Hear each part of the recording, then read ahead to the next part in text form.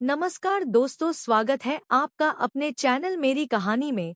आज मैं अपने और अपने बेटे के एकदम मस्त वाली कहानी लेकर हाजिर हूँ। तो आप लोग जरा शांति से सुनिएगा क्योंकि आपको बाथरूम भी जाना पड़ सकता है। दोस्तों, मेरा नाम रानी है। मैं 36 साल की खूबसूरत महिला हूँ। आज मैं आपको एक अपनी सच्ची कहानी सुनाने जा रही हूँ। पहले तो मुझे झिझक हो रही थी कि अपने बेटे के बारे में कैसे लिखूं, लोग क्या सोचेंगे, पर जब मैं यहाँ पर कहानी सुनी तो और भी महिलाएं माँ बेटे की कहानी लिख चुकी है, तो मुझे भी हिम्मत मिला और आज आपके सामने अपनी एक मस्त कहानी सुनाने जा रही हूँ। मेरी यह कहानी कल की यानी एकदम नई कहानी है। मैं उम्मीद करती हूँ आपको बहुत ही ज्यादा पसंद आएगी। लेकिन उससे पहले आपसे विनती है कि चैनल को सब्सक्राइब भी कर ले, क्योंकि कई घंटों मेहनत करके आपके लिए कहानी बनाते हैं, तो मुझे सपोर्ट भी तो आप ही को करना है। तो प्लीज सब्सक्राइब तो जरूर से कर दे। दोस्तों, जैसा कि आपको पता है, खूबसूरत महिला हूँ, पर दुख इस बात की है कि मेरा पति मुझे छोड़ गया। इसका कारण यह है कि मेरा पति एक 18 साल की लड़की को लेकर घर से भाग गया और मुझे छोड़ गया।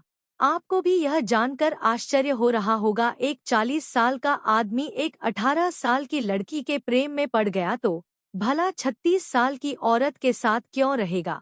आजकल का जमाना ही ऐसा है, जिसको जहां मौका मिला वहीं पर अपनी मन शांत कर रहा है। जैसा कि मैं खुद अपने बेटे से सारे काम करवाती हूँ। अब बिना समय बर्बाद किए जल्दी से कहानी पर आती हूँ।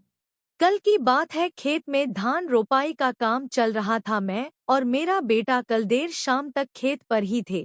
तभी अचानक तेज बारिश होने लगी और हम लोग खेत पर ही फंस गए। खेत पर एक छोटा सा पंप हाउस है, उसमें हम दोनों बरसात रुकने का इंतजार करने लगे। हल्का हल्का अंधेरा हो चुका था, सब लोग अपने घर जा चुके थे।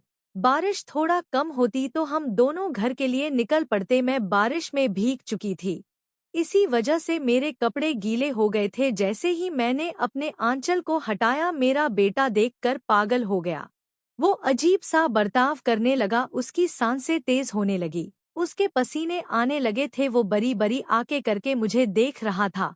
मैं बोली, बेटा क्या हुआ? तो वो बोला, कुछ नहीं माँ, पता नहीं मेरा मन ऐसा कर रहा है जैसे मैं कुछ अजीब सा करूँ। और वो अपने शरीर को इधर उधर कर रहा था। मुझे लगा कि उसकी तबीयत खराब होने लगी है, लेकिन मैं गलत थी, क्योंकि उसको तो कुछ और चाहिए था। वो बोला, माँ मुझे ठंड लग रही है बहुत तेज। अब मैं वहाँ क्या करती, ना तो वहाँ किसी का घर था और ना ही कोई कपड़े थे, और वो ठंड से कांप रहा था, लेकिन उसने ठंड का बहाना किया था। ये बात मुझे बाद में पता चला जब उसने कारनामा किया। जब वो बहुत ज्यादा कांपने लगा तो मैं अपने साड़ी के पल्लू उसके ऊपर डाल दिया और वो बच्चे की तरह मेरे गोदी में अपना सर रखकर थोड़ा शांत हुआ। लेकिन वो अपने काम में 50% सफल हो गया था।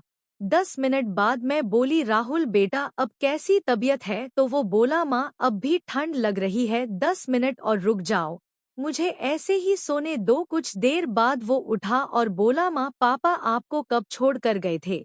मैं बोली, आज से 4 साल पहले तुम्हारे पापा हम दोनों को छोड़कर चले गए। वो कुछ और कहना चाह रहा था, लेकिन वो कहने से डर रहा था। वैसे तो उस दिन बहुत कुछ हुआ था, लेकिन वो सब मैं कल वाली कहानी में बताऊंगी, तो आप कल तैयार रहना। और एक बार फिर से विनती है कि चैनल को सब्सक्राइब भी कर देना कल वाली मस्त कहानी के लिए। कृपया ध्यान दें कि इस कहानी के सभी पात्र और घटनाएं काल्पनिक है। इसका किसी की जिंदगी धर्म समुदाय से कोई संबंध नहीं है। अगर इसका किसी की जिंदगी से मेल होता है तो यह एक संयोग माना जाएगा। हमारा मकसद किसी की भी भावनाओं को ठेस पहुंचाना बिल्कुल नहीं है।